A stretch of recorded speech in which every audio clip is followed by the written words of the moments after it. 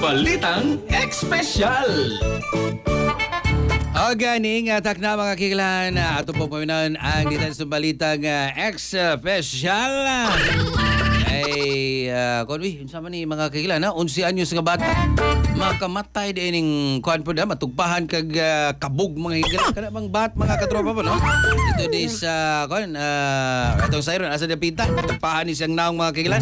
Nagasanbay supikas sinya katropang Raybax. Good morning! Good morning!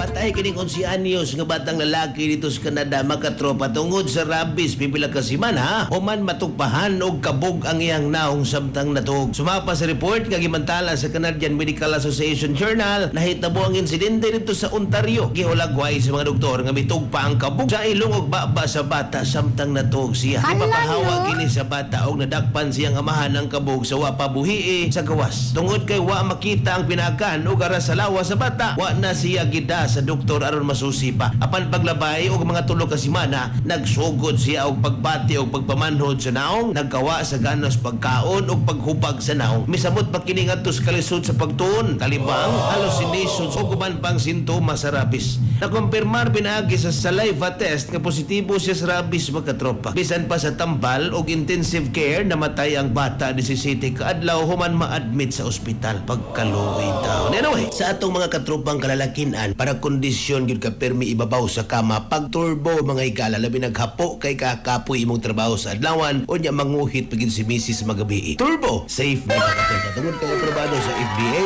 nga adunay maka og klabuwas ka gama sa Yes to Health. 30 minutos sa dili pa inyong labing-labing pag turbo na. Kaysa turbo wagas ang lakas. Alang sa nagkayusag Pilipino para sa Pilipinas, ako inyong katropang Raybax alang sa balitang Espesyal. Kasikas Express. Balita. Cellphone Plus Gold. Mapalit sa mga butika sa inyong lugar.